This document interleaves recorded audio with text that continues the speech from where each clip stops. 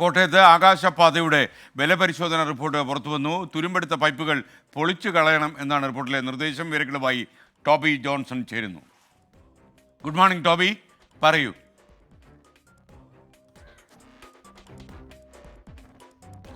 Good morning S K. എന്തായാലും വലിയൊരു ദുഃഖവാർത്തയാണ്, അല്ലെങ്കിൽ കോട്ടയംകാരെ സംബന്ധിച്ചിടത്തോളം ഒരു അല്പം സങ്കടമുണ്ടാക്കുന്നതാണ്. എന്നിരുന്നാലും ഒരു ആശ്വാസത്തിൻ്റെ വാർത്ത കൂടിയാണെന്ന് വേണമെങ്കിൽ പറയാം.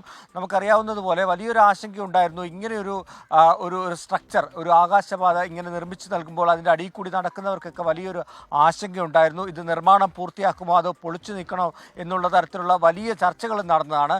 എന്തായാലും ഇപ്പോൾ വന്നിരിക്കുന്നത് പാലക്കാടുള്ള IITയുടെ ഒരു പഠന റിപ്പോർട്ടാണ് പുറത്തു വന്നിരിക്കുന്നത്. അതായത് ഇതിൻ്റെ ബേസിക് സ്ട്രക്ചറിലുള്ള പ്രധാനപ്പെട്ട തൂണുകളുണ്ട്. ഇത് ഭൂമിയിൽ ഉറപ്പിച്ചു നിർത്തിയിരിക്കുന്ന തൂണുകളുണ്ട്.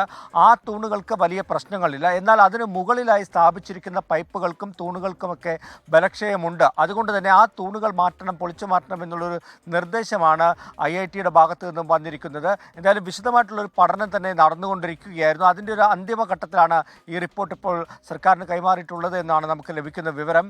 എന്തായാലും ഹൈക്കോടതിയിൽ ഇതുമായി ബന്ധപ്പെട്ടുള്ള ഒരു കേസ് നടക്കുന്നുണ്ടായിരുന്നു. അതിൻ്റെ തുടർച്ചയെന്നോണമാണ് ഇതിൻ്റെ ബലക്ഷയത്തെക്കുറിച്ച് പഠിക്കാനായിട്ടുള്ള ഒരു തീരുമാനം വന്നത്. നമുക്കറിയാവുന്നതുപോലെ തന്നെ കിറ്റ്കോയാണ് ആദ്യമേ ഇതിൻ്റെ നിർമ്മാണ ചുമതല ഏൽപ്പിച്ചിരുന്നത്. അന്ന് മുതൽ വലിയ പ്രശ്നങ്ങളുണ്ടായിരുന്നു. തുടർന്ന് കിറ്റ്കോ ഇതിൻ്റെ ചുമതലയിൽ നിന്നും മാറ്റുന്നു, മറ്റൊരു ഏജൻസിക്ക് കൊടുക്കാനുള്ള ഒരു തീരുമാനത്തിലേക്ക് വരുന്നു. ഇത് പൂർത്തിയാക്കണമെന്നൊരു ആവശ്യം വലിയ രീതിയിൽ വരുന്നു. ഒപ്പം തന്നെ നിയമസഭയിൽ തന്നെ ഇതൊരു വലിയ ചർച്ചയായിട്ട് വരുന്നു.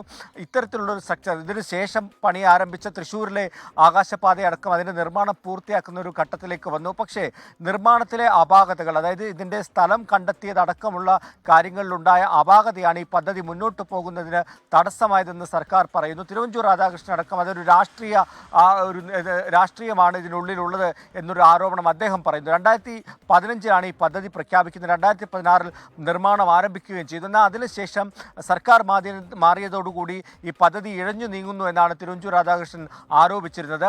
എന്തായാലും നിലവിൽ വന്നിരിക്കുന്ന ഈ റിപ്പോർട്ട് ഈ തൂണുകൾ, അതായത് ഇതിൻ്റെ ബേസിക് സ്ട്രക്ചറിലുള്ള പ്രധാനപ്പെട്ട തൂണുകളല്ല, മുകളിൽ സ്ഥാപിച്ചിരിക്കുന്ന പല തൂണുകൾക്കും തുരുമ്പെടുത്തിട്ടുണ്ട്. അത് അപകടമുണ്ടാകാൻ സാധ്യതയുള്ളതാണ്. അതുകൊണ്ട് തന്നെ അത് പൊളിച്ചു മാറ്റണമെന്നുള്ളൊരു നിർദ്ദേശമാണ്.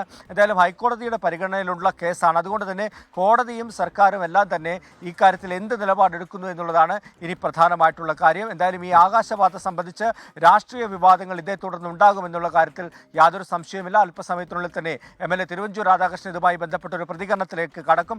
അദ്ദേഹം പറഞ്ഞത് ഇത് രാഷ്ട്രീയമായി ഈ പദ്ധതിയെ ഇല്ലാതാക്കാനുള്ള ഒരു ശ്രമത്തിന്റെ ഭാഗമായിട്ടാണ് ഈ റിപ്പോർട്ട് പുറത്തു വന്നിരിക്കുന്നത് എന്ന അടക്കമുള്ള ഒരു ആക്ഷേപം അദ്ദേഹം മുന്നോട്ട് വെക്കുകയും ടോബി ജോൺസൺ ആണ് വിവരങ്ങൾ നൽകിയത്.